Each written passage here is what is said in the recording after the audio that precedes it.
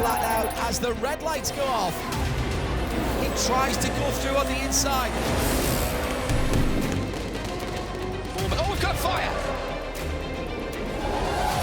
Tension is incredible.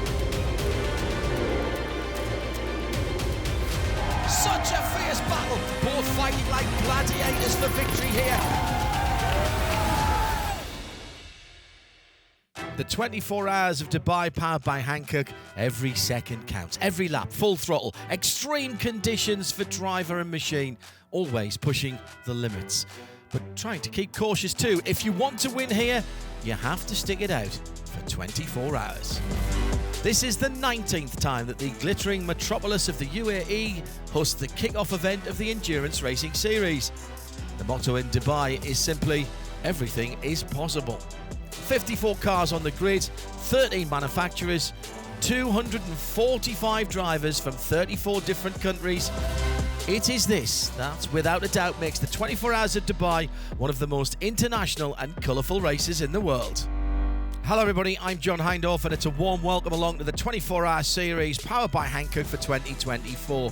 Coming up in the rest of this season, Mugello, Spa, a 24-hour race at Portimao in the Algarve, will be at Misano and finishing up at Barcelona at the Circuit de Catalunya. But this weekend, the focus is on the Dubai Autodrome. It's a circuit that is FIA sanctioned, measures 5.39 kilometres or just over 3.5 miles, 16 corners with some technical bits in the middle sections but some high-speed straights as well. It's the second desert-based track to emerge in the early 2000s and it's become the hub for motorsports in the region. Fasten your seatbelts, experience the full thrill of burning rubber here at the Dubai Autodrome.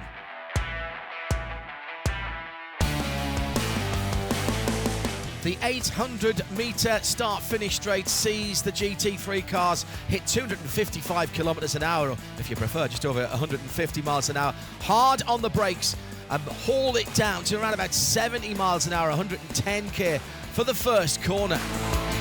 Straight back on the throttle and flat out through turn 2, climbing up to turn 3, 190k or almost 120 miles an hour through turns 3 and 4. Balance the car for turn 5 and set it up for the long right-hander at turn number 6 and 7.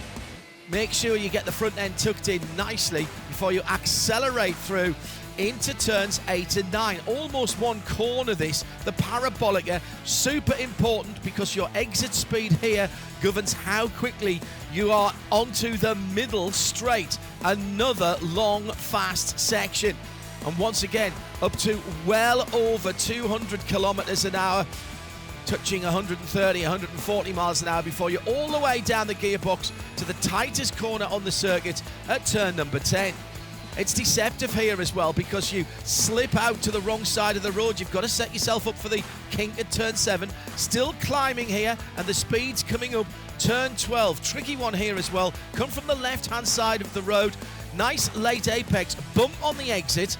Through a tiny little kink which you don't really even notice. Over the top of the brow, again getting up to really high speeds before the second ball-type corner. This is turns 13 and 14.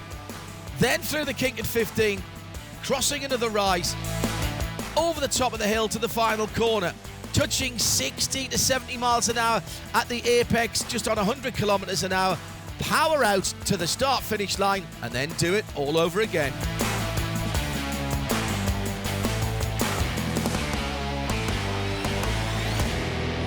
Qualifying sets the starting grid, and it's a little bit different in the Hankook 24-hour series. 3 drivers take part. They have a 15-minute session each to go out and put in their fastest lap. Then they're added together, it's averaged, and that sets the grid position for their car. Also, you can't change tyres or refuel after the first green flag on the first session. So you have to do all 3 sessions with one set of tyres and a pre-calculated amount of fuel. Red Camel Jordan's strategic mastermind, Paul Truswell, has his very own and simple view on the importance of qualifying in a 24-hour race. It's the race that matters. I mean, it's all very well being at the front or near the front, obviously we want to be as near to the front as we can be, but it's qualifying. You don't get any points for qualifying. Nobody remembers who qualifies well up. We're interested in the race, so what we're really trying to do is to make sure we've got a good race set up for the car. For me, it makes no difference at all. For the team, it's a really big motivator. So, I don't know how well you know the Red Camel team, but they are not professional mechanics. They come to the races because they want to come to the races. They want to have a good time, and if their car is up at the front, it just does the motivation, it does the mood a whole lot of good. So if we're near the front, we're so much more motivated for the race. TCE out first, and CWS Engineering have added 20-year-old semi-pro driver Owen Hissey to their Ginetta G55 lineup. Here's his team owner, Colin White. Doing really, really well. This is his first time with endurance racing, and he's respecting the car and everything, making sure it lasts, and which is a good job. And he's quick as well, so it makes us all keep in tune. Owen Hissey is fast, quicker than the GT4 cars, and he's got the interim lead for the team in TCE. Yeah, I am. First thing first was just getting the car into a good rhythm, getting myself in, getting my eye in, and then it's just literally just pushing bits and places everywhere around the circuit. We're struggling quite a bit with our rear end at the moment, of quite a bit of oversteer, but all it is was just keep on pushing, apart from I lost a little bit of time in the final corner on the last lap, but yeah, I'm over the moon to be mixing it in with the GT4 boys. Drama in Q3 for the CWS Ginetta though. Clutch issues brings the car back to the pit garage. Fortunately, they've done the necessary laps and they will hold on to pole position in TCE. A terrific battle for pole position in GT4. The early best time set by British AGMC racing team by Simpson Motorsport in their BMW M4. But in Q3, Continental Racing by TTR have pushed past them and take the interim pole position. So it all comes down to another young gun. 19-year-old Cameron McLeod from Australia. He's on his last quick lap, and at the last gasp might be able to snatch pole for the AGMC racing team. He's coming through to the final parts of the lap, and we wait to see the time, and he snatches it by 4/100ths of a second ahead of Continental Racing by TTR. I think all the drivers did an awesome job. I was still getting my grips with the car, so I was just pushing every lap. I make a little bit of mistakes and I could improve here and there, so I just kept going around and around. And I got it on the last lap by, I think, just the smallest margin ever. So it's fantastic. I'm very happy for the boys. Car was amazing. Everyone here is amazing, so I'm happy. In GTX, it's Team Vortex with the number 701 V8. It's the only Vortex 2.0 on the grid, and the all-French team are eagerly searching for their first victory with this new car. Meanwhile, in the 992 category, Paul Sitter is number 937 SMP Racing. Brilliant performance. 2/100ths of a second divides them from second. That's Red Camel Jordans.nl. Well done to SMP Racing. The battle for overall pole in GT3 has been incredibly close. All of the top three teams have their averages under 2 minutes. Unbelievably fast. Number 21, Haas RT, well in the game again this weekend, third position. Second position, Leipert Motorsport with the Lamborghini Huracan GT3 in black and green. The 63 car, around about 1/10 of a second faster than Haas RT on their averages. Pole position goes to a very well-known squad of drivers who have now moved to another racing team. Michael Doppelmayr, Sven Herberger, Elia Earhard and Pierre Kaffer now race for the Santalok Junior team, and despite a steering issue in Q3, they are on pole position. Santalok Racing has done an awesome job with the car. I think we pointed the right point in the setup.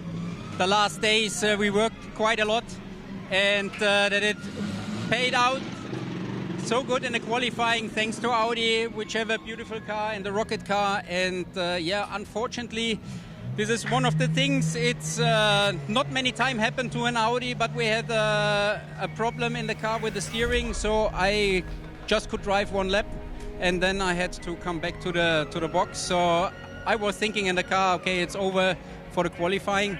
But in the end, it's a great result, and thanks for the team and everyone who is part of this project. With qualifying over, and now that darkness has fallen at Dubai Autodrome, it's time for an hour and a half of night practice. As per the regulations, every driver has to do at least 2 laps out when the sun has gone down. Also the opportunity for the teams to make sure all the systems in the car are working, lights are pointing in the right direction, for example. Crucial for the drivers as well, they need to get used to racing with the headlights on. There are some floodlights around the track, which is new for 2024, so they're going to have to get familiar with that, as well as the better list areas. When they get into this race, there's going to be over 13 hours of darkness, so this is really important. Fastest time in the night practice session, Herbeth Motorsport from Germany, a 1:59.839. Alfred Renard stays under the 2-minute barrier, and the only driver to do so in this session. The 2024 Hankook 24-hour season is about to get underway. It's race day, and the countdown clock is a large reminder that the next 24 hours is going to be a relentless pursuit of speed, strategy and survival. The stage is set for an endurance spectacle that will push man and machine to their limits. Now the start's just minutes away. Let's hear from Santalok Junior Team, Diana Binks with Pierre Caffer. Have they fixed the steering problem? We are feeling very good. I have a very good feeling for the race, and I'm really looking forward. We will see. It's a long race, like usual, 24 hours. Everything can happen, and but I think we are well prepared. Elia will take the start today, so yeah, we will see. Team Haas RT had a great qualifying session yesterday, and they'll be giving Pierre Caffer's team a great battle down into turn 1. Here's Matthew Detrey with Diana. I mean, yeah, we did a good job in the quali. My teammates Torsten and Thomas did a perfect job. I just had to finish it on Q3. We are in a good position for the car. You know, last year we start P43, so it's better to be on the top 3 on the grid. There is a lot of sand and a lot of wind, so it will be difficult in turn 1. But we'll see. It's just about surviving on the first lap, and then we'll see where we are. Start of the season for most of the teams and drivers, but for one, the end of his career. A special moment for Herbeth Motorsport's Daniel Alleman. It's very big emotion, yeah. 10 years ago, I started with Creventic, and now I hope we win the race again, and then it's finished. There's still a lot of sand that has blown onto the track, which is going to make the start very interesting. You can't really see it, but we're kind of in a bit of a sandstorm at the moment. There's sand everywhere on the track, so I think the first few laps will be quite loose, but for us, we're just trying to stay out of trouble and see how we can make up some time in the night. So it seems that the track will be a little slippery for at least the first few laps. The drivers will have to be focused, but as always, strategy will play a vital role. We just do as we're told. The guys, the team have done such a great deal of strategy in the previous races. We've got a good idea of what we're doing due to different circumstances, but I'll just leave it to the engineers. So here's how they'll take the start at Dubai, with Santalok Junior Team's Audi on pole position. Nothing on the outside of the front row, as the Lamborghini Huracan of Leipert Motorsport, the green and black car, isn't on the grid. They've got technical problems. We don't know if they'll make the race at all. It's Haas RT and Get Speed on row 2, Manamari Energy by AB Motors and Estelant Racing on row 3. And making up the top 8, the Ferrari of Racing 1, the number 6 car, and Herbeth's Porsche. That's how they'll start the Hankook 24 Hours of Dubai. The cars pass either side of that coveted 24H trophy. Everyone wants their team name engraved on that at the end of the day. The atmosphere is picking up, good crowd in the grandstand. 24 hours set to begin. A true test of skill, stamina, and the relentless pursuit of victory. Here's the field coming onto the start-finish straight, ready to go flat out down to turn 1. The red lights go out. Still sand blowing across the track, trying to jockey for position. What's that? 4, 5, 6 across the track there. as the dust and stand is thrown into the air. It is the Audi that comes down into the first corner, with Mathieu Dutré on the inside and the blue Audi getting slightly mugged there as the Get Speed AMG goes through into second place through the midfield. It's pretty tight as well, but at the front of the field, Santalok from Get Speed, from Haas RT, those are the three leaders. They're all cleaning up the track a little bit here, aren't they? And there's a variety of lines as they head through the far side of the circuit. From the SMP Porsche, it's pretty hectic in that midfield, going through turns 8 and 9 and onto the middle straight. BMW coming through there, easy to spot. Now with the RPM team coming out onto the fast run down to turn 10. The leaders are already there, and there's a challenge for the lead. Down the inside, though, is the big move. That's Haas RT in the blue Audi trying to squeeze past the Get Speed Mercedes. Can't make that one happen. All good news for Santalok. That number 18 black and green car just pulling out for a moment as they head to the top of the hill at turn 12. Very wide on the curb by the leader there. Is that the opportunity for the red and white Fabian Schiller driven AMG? Oh, somebody else very wide, kicking up the dust as well. Leaders coming down into the final corner, and Schiller's gone through. Schiller's gone through into the lead. He'll lead the first lap for Get Speed. Haas RT in second, and the pole sitter Santalok Junior team is down into third. There's two cars very close together behind them, and it is Fabian Schiller who leads the motor race. Has anybody told these drivers we've got 23 hours and 50 odd minutes still to go? But it's awful news for Lippert. They are still in the garage. The garage door's coming down. I don't think they're going to be coming out. They've not even made the start of the race. One of the favourites out already. No dramas for Schiller and Get Speed. He's pulled out 3 or 4 cars lengths onto Haas RT in second. That's Mathieu Dutré in the Audi. The rest of the field just settling in. Let's have a look at the other classes, and CWS having a cracking battle for the lead at the head of TCE. Here comes the Audi. That is AC Motorsport. Colin White in the Ginetta. Paul Silas in the Audi goes through and takes the class lead. Alea Earhart now defending. Sven Muller in the Proton Porsche, number 85, the black and blue car down the inside. Paul Sitter now down to 4th position.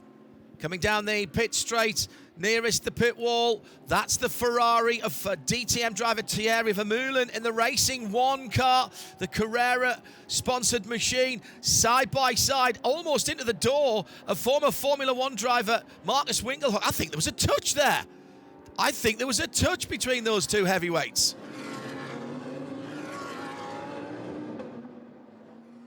That battle has not been won by the Ferrari driver. Vermeulen to the inside through 13 into 14. Here comes the Audi round the outside. Winkelhock, that's very brave. That's audacious. He will have the inside line for the next right-hander. Can he nose ahead? He has. He's got it done. Oh, no, he hasn't. He's Vermeulen coming back at him. He had to go off the track to avoid another incident into the final corner. Winkelhock will get that Audi, the Estelin team car, back in front. The Porsche 992 class with some great battles as well. Rabdam by Fulgenzi, the number 971, leading ahead of SMP Racing 937, FAC Autotech 962 in third. Christopher Zirkling has pulled away a little bit, but look behind. Hub van Eindhoven charging hard, and he's got through on Vitaly Petrov from SMP. Change for second position. Proton Huber competition. Sven Muller on a real mission. He started from 9th. He's right with second place Mathieu Dutré in the blue Audi. Comes down the inside using a bit of traffic. Nice job. That's second place now for Sven Muller. Well, since Muller got through, he's pulled away. Well, it hasn't taken long for Sven Muller to catch the leader, Fabian Schiller. The red and white Get Speed AMG defending as the black and blue Porsche is looming large in the mirrors, weaving left and right. Oh, putting down some Hankook rubber there, coming out of 10. No doubt in my mind that Muller feels he's got the pace. They'll use the 992 class car as a bit of a pick, and that's a new leader. Thierry Vermeulen due to get out of the team racing one. Ferrari's teammates racing. Oh, don't do that! Oh, I can't believe they're taking, is that a screwdriver or a crowbar to a beautiful Ferrari 296? That hurts me. That absolutely hurts me. But they're not getting that door open. I wonder if this was from the side-by-side contact with Marcus Winkelhock early on. Well, they've sent Vermeulen. They're going to send Vermeulen back onto the track whilst they work out how to get that door open.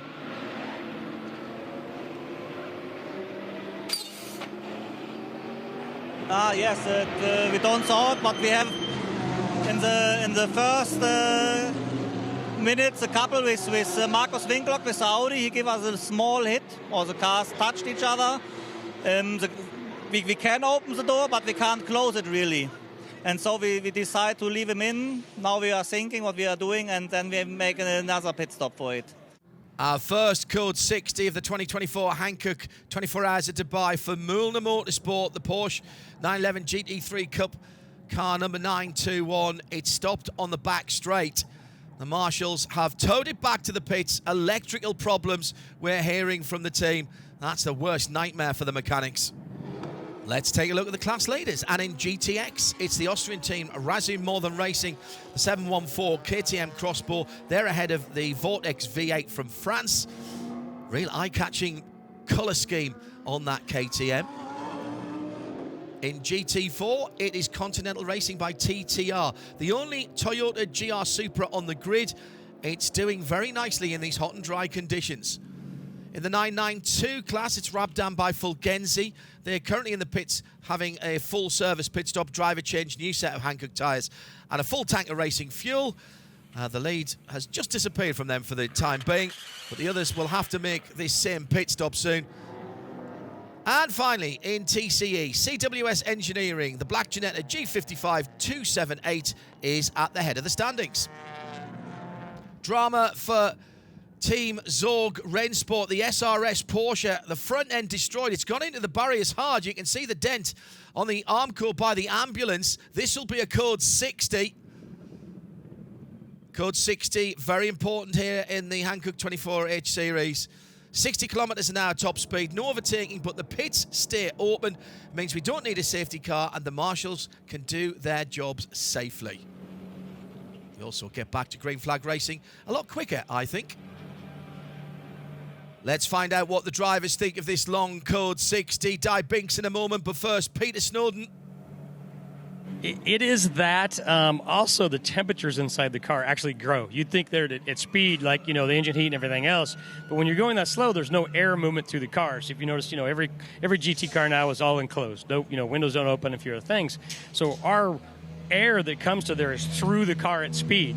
And so when you're only going 60K around there, believe it or not, I'm sweating. I'm just the temperature inside the cars is really super hot. The Code 60s are terrible. I always want to fall asleep, so they put my daughter on the radio to tell me bad jokes, which help keep me awake for it. It's the only way.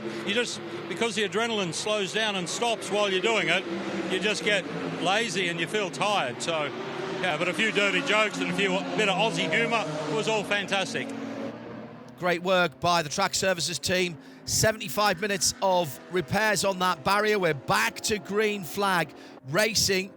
And as we went back green, the Proton Huber competition Porsche is in the lead ahead of the 17 MRS GT Racing and the 9 Get Speed AMG. But Sergei Borisov needed a pit stop, and he's in and out. This puts the Estelant Racing Audi number 54, the blue and white car, into the lead for the second time in the race. 6 different teams in the lead after just 80 laps.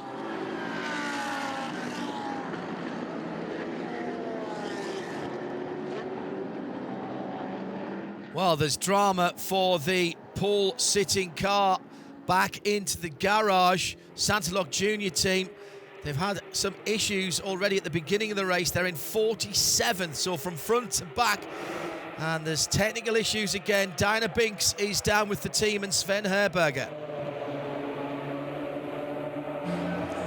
At an earlier point, we had an issue with the steering, but I don't know the details. I'm the driver.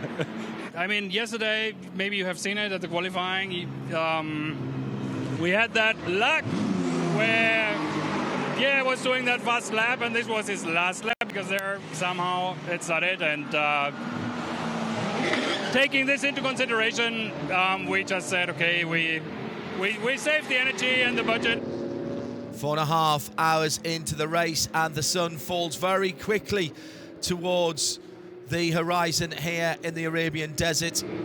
Once night has settled in, the temperature's falling a bit, and the biggest challenge for the drivers, the darkness around the track, more concentration even than usual required. We spoke to Daniel Ollerman before the race started. The 65-year-old in the black Herbert Motorsport Porsche in his last competitive race before he retires from motorsport. He's one of the very many ambitious amateurs here. Normally laps around 2 to 3 seconds away from the pros. It's a good move to put him back in the car now, getting his mandatory minimum 2 hours in before the darkness is fully set in. On top in 992 category, FAC Auto Tech, the red and white Porsche. They'd been in the overall lead for one lap before this. And in the GTX class, the lead has changed again. It's the Vortex V8 from France, the 2.0 machine. Very capable, and that Chevrolet V8 engine in the back of the all-black machine roaring like a mighty lion. It's been a very good run so far from Century Motorsport from the UK. Started from 11th position in class in their multicoloured BMW. Currently, they've fought their way up to 4th. James Barlow doing a brilliant job behind the wheel of the number 22.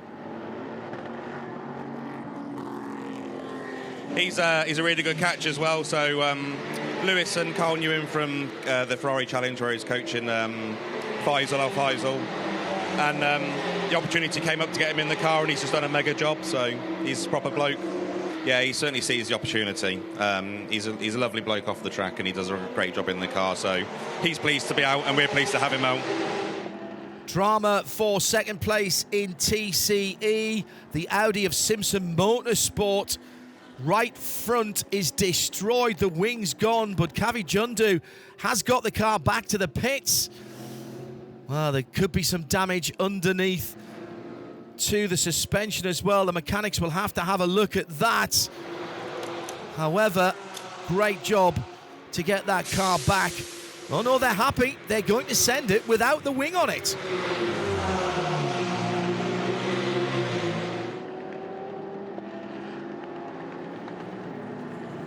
CWS Engineering have been leading the TCE class, but they were in the garage for quite a long time. Now on the way at the fueling area, team owner Colin White gives us an update.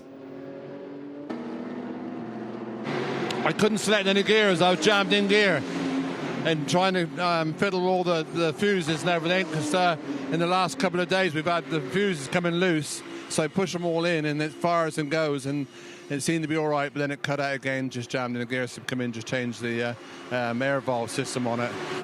Family affair for Dragon Racing, the number 88, Roald Gotha, racing in the Ferrari 296 GT3. And he's got his two sons, Benjamin and Oliver, alongside him. Well, not alongside him now, but in the pit garage. They start from 22nd position, fighting their way through up to 3rd place. But there's a little problem with the Ferrari. Jordan Groger is coming into the pit lane to bring that car back to its mechanics. And we're hearing from the team that it's not good news. It's a charging problem. It can't be repaired. After nearly 7 hours and 160 laps, they are out. 8 o'clock in the United Arab Emirates. The Dubai tradition is to have the nighttime firework display. Drivers have little chance to enjoy this vibrant kaleidoscope of exploding colours. Concentration needs to be 100% on the track here. The race is still in full swing, but for a few minutes at least, there's a little more light shed on the far side of the track. Code 60 is out for a car at turn 1, and that's the second place Porsche Herbert Motorsport, Daniel Alleman's team. And it's Robert Renard, I think, behind the wheel. Yes, it is. He's gone off very quickly at turn 1. It's moving. Oh, that's an odd one. I think he might have gone off on some oil there. That's going to take some fixing. Well, while the Code 60's out, let's have a look at the standings. Get Speed lead. They've come in for some fuel under the Code 60, and we're hearing that the Herbert Motorsport car will not be fixable. So what an awful way for Daniel Alleman's last race to end. Estelant's Audi in 3rd, then Proton in the Porsche, Attemptor in 5th, Haas-RT in the Audi in 6th, Car Collection in 7th, and Century Motorsport in 8th position with the BMW. Get Speed and the AMG number 9 into the pit lane. Also Proton and the Porsche. Most of the leaders have been in at least once under Code 60, some twice actually. Fueling regulations changed at the end of last year, remember. Code 60 now only allowed 25% of your full fuel fill. It used to be 50%.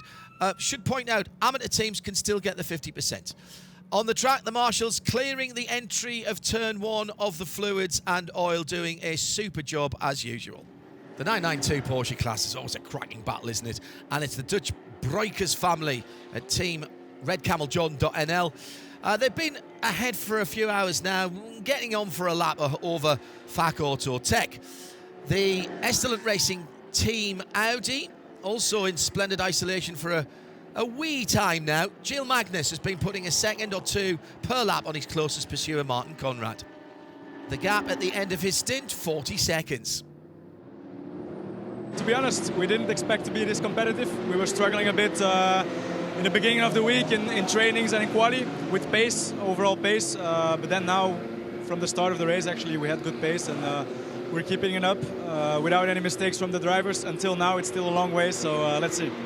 Yeah, really happy until now, but as I said, the morning hours still have to come, and the morning hours are really the most dangerous hours when the most things happen. So after that is finished, I'll feel already much better, and then it's just without any mistakes to the end. Without any mistakes to the end, easier said than done, although that is a good motto for a 24-hour endurance race. Razoo More Than Racing with the marvellous KTM Crossbow has had some ups and downs in this race, but they're back in the lead in GTX now. It was like, I'm not too sure how long I was out for, but it was a lot better than my first stint, and we got past the Ginetta right at the end, so it was pretty good. Well, this is a sad sight, another problem for Mühlner Motorsport in their Porsche 911 GT3 Cup number 921. Once again, it seems to be dead stick out on the circuit. This is not a race to remember for that German team. But what we know is that their mechanics will do everything to get that car back out. They've got a special driver in their team, 16-year-old Keanu Alizari, the youngest driver ever in the Hankook 24H series. It's a great experience for me. First time in a 24-hour race.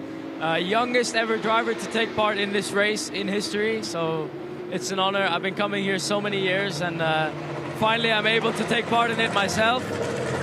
The race hasn't really been going our way so far. We've had a lot of issues with the electrics of the car. The team have done a great job to fix it. We're back out running, and I get in the car for my second stint now. Could be going a lot better, but you know, these things happen, and it's part of endurance. And hopefully it'll go better. But I'm really enjoying myself here. And it is quite a big change from Formula 4, but I'm really enjoying it, and it's a new challenge for me. And yeah, see how far we can go in this race. It's a completely different mentality, you know. I come from sprint racing where I want to push every single lap. Here I need to maintain myself, watch around. Of course, the cars are really different. It's about double the weight, double the horsepower, so it's something I have to get used to. You know, bigger brakes, more weight transfer. But I've been getting on really well. I had a really strong stint. Then I had an issue towards the end. But, you know, these things happen, and let's see how this thing goes, you know. I'm learning every lap in this car, and yeah, it's a lot of fun. What an hour of drama. The Lotus has got problems with the left front. Looks like that left wheel has come completely detached from the suspension. It's not pointing in the right direction either. almost back into the pitch. That must have been a heavy impact.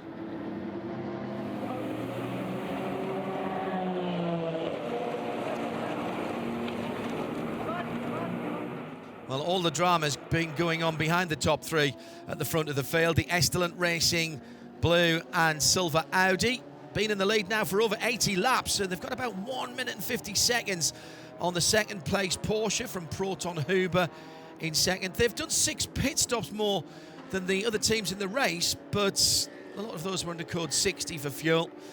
Sergei Borisov behind the wheel of the Proton competition Porsche, hammering around at the moment. Jack Barlow in third in the multicoloured BMW M3 GT3 from Century. No chance to gain any ground whatsoever. We're really into the night shift now, at 3:30 in the morning here in the UAE, 14.5 hours into the race. This is the time of night when everyone starts to feel it. They've been at the track for days, many have not slept for hours, and the Mercedes-AMG GT3 of Get Speed, which has had good pace up until this point, has had a problem. The LED lights went out, they were dead stick, but Dominic Baumann managed to get the car refired back to the pits. But bad news from there, I'm afraid. It's game over. Gearbox issue for Team Get Speed. We already know that endurance races are a grueling test of skill and stamina, but when you add in the cover of darkness, it's a true proving ground out there. You have to overcome the difficulties of night racing. That's a unique combination of focus, adaptability and resilience. Makes it an even bigger challenge that separates the exceptional from the merely accomplished in the world of motorsports, especially here in Dubai, where the darkness is 13 hours and 4 minutes long this year. It's been pretty quiet overnight with no code 60, although Hassar T has dropped back into 9th position with the Audi. And bad news for KTM Crossbow fans, Razoo More Than Racing retired after 451 laps. Well, 2/3 of the race done and dusted. Here's the rankings. Still comfortably in the lead, where they have been for 180 laps or so. It's the Audi of Estelant Racing Team. Proton Huber Competitions Porsche's had a good night up into second. Attempto in their Audi in third. Then Century Motorsport with the first of their BMWs in fourth. Manamauri for Porsche in fifth. The second Century GT3 AM BMW in 6th, 7th for Car Collection Motorsport, and Santalok Junior Team second car in 8th. Sunrise marks a symbolic transition in a 24-hour endurance race for the drivers and for the mechanics who've been tirelessly working through the night. The sun illuminating the dusty sky and bringing with it a new lease of life for everybody up and down the pit lane.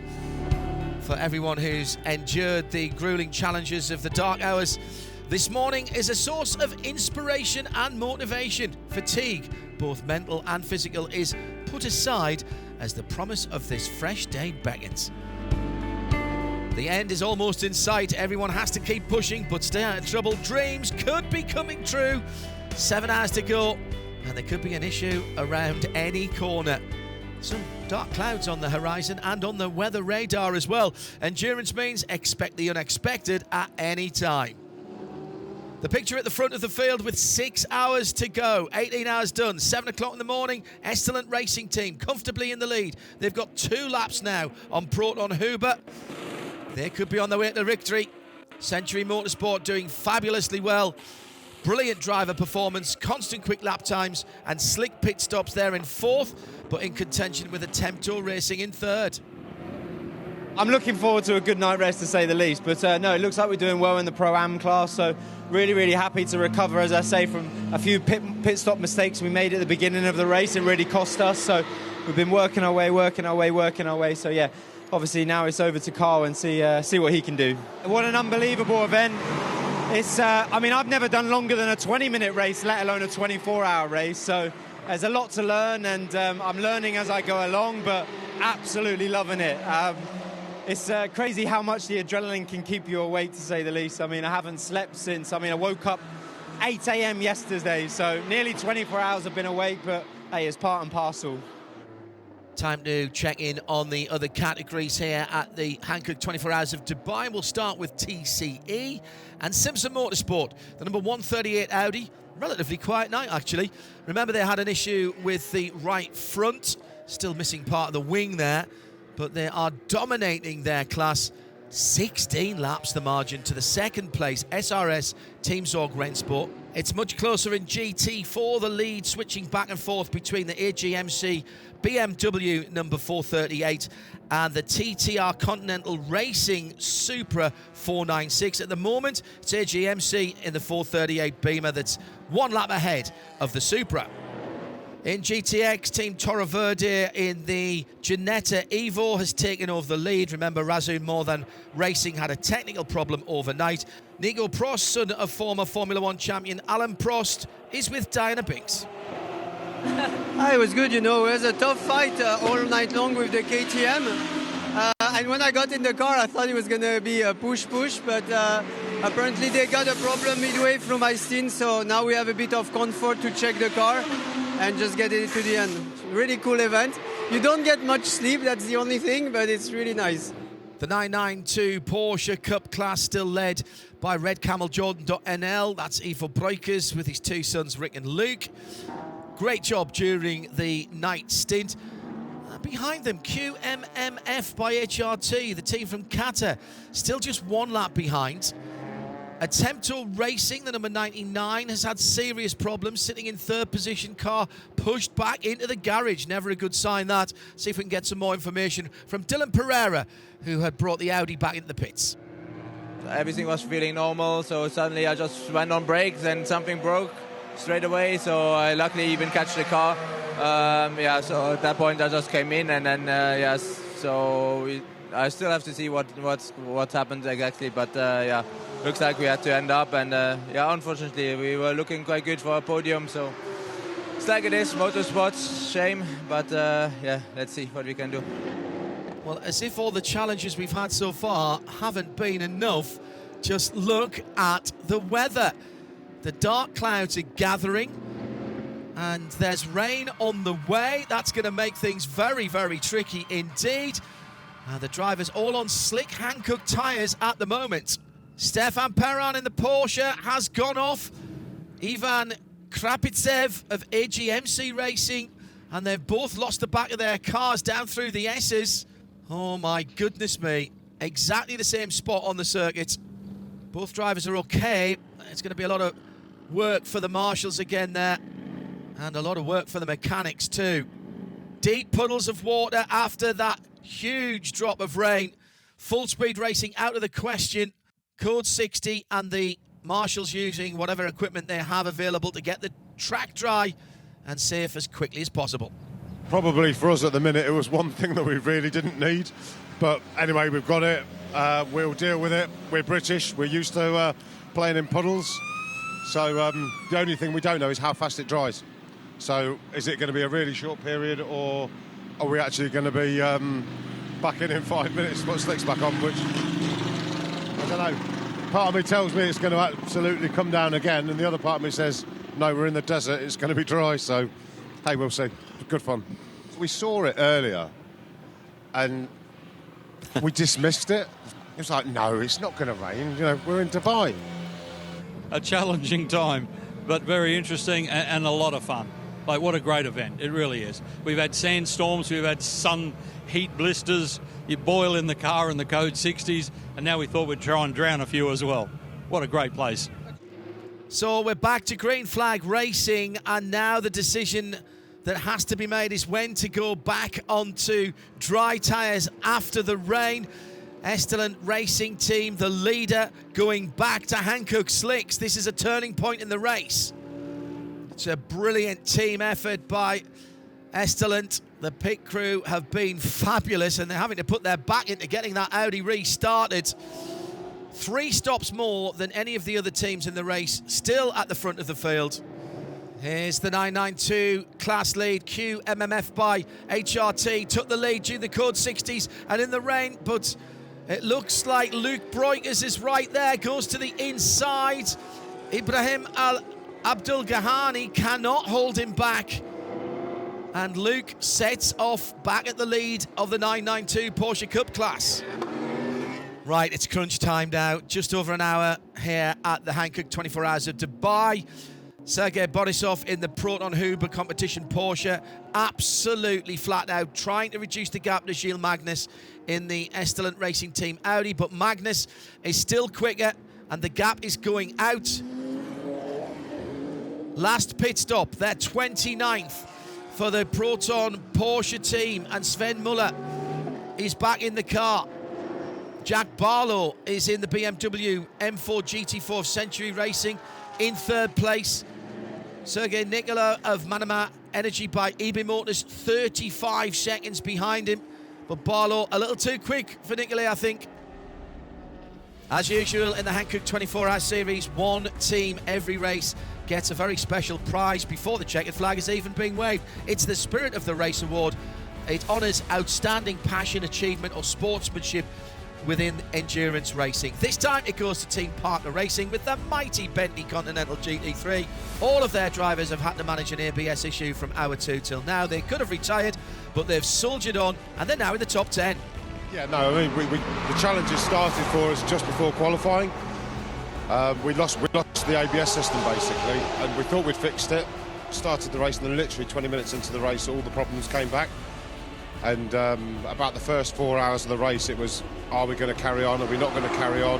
We wanted to cycle every driver through. Every time we stopped the car, the final thing was the steering wheel seemed to be the biggest fix, and then we've had fuel pressure issues and everything. But no, the boys worked tirelessly all week, and I can't thank them enough. This is for you, Stuart, and all the guys in the team. Let's go through the classes one more time in the 24 hours of Dubai, powered by Hankook.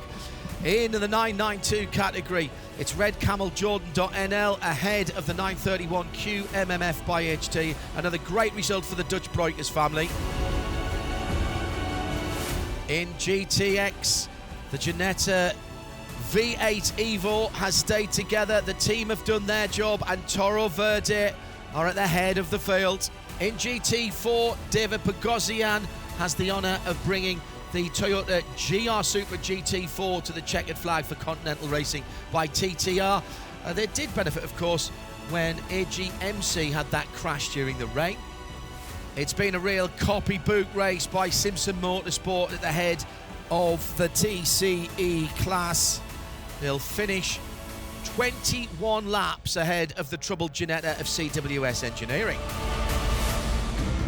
Well, what a 24 hours of endurance racing. We're on the last lap.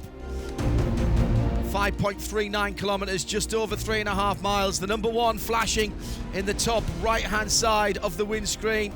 Victory in sight, and a brilliant effort by the Stellant Racing Team. Formed just a year ago, the strategy has been managed perfectly, and since the halfway point of the race, they've dominated. Almost 500 laps in the lead. They take the checkered flag. Chris Haase takes the victory for the Stellant Racing Team. Quite a nice win, I have to say, because I never won the Dubai 24. I finished 1 second a few years ago, so we came here to win the race, and we achieved our target. So I'm really happy. I'm really happy for our lineup, for the team, because they all did a big effort to win this race, and we stick to our plan. We didn't do any mistakes. We had a good strategy always, and so it's not only the drivers which did their job, also the team, the engineers, everyone, the mechanics. So it is a 24-hour race. It's a proper teamwork. So, and I have to say the Audi has again proved that it's a really reliable car. I've done I don't know how many 24-hour races. We always finished without any technical issues the race, so... Behind the Audi, two more German manufacturers. We'll hear from Jack Barlow from third place Century Motorsport BMW in a moment, but first from Proton Porsche, here's Sven Muller. It was not easy. We fought hard. We had a great package with our team. First time arriving here. Becoming second, if you tell me this before the weekend, I would be happy about that. Car was great. Happy about the result. Also seeing the last hour, many Cup cars, many Porsches on track, so it's good where you want to be for the Porsche, so nice. Yeah, well, the first thing I want to say is I feel like I've forgotten what this feeling's like, but I've actually never had this feeling before. It's yeah, obviously it's not fully sunk in just yet. I'm a bit tired, haven't slept this evening, and put in a real graft for the boys. But really, the shout-out goes to Century Motorsport. People don't realise behind the scenes how hard they've worked this week.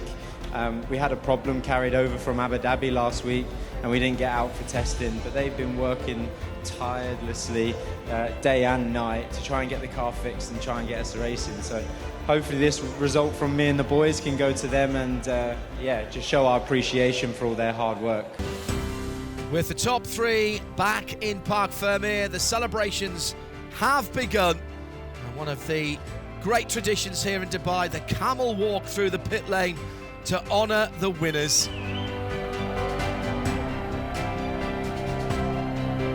On the overall podium, winners Estelant Racing Team, Proton Huber Competition in second, and Century Motorsport in third.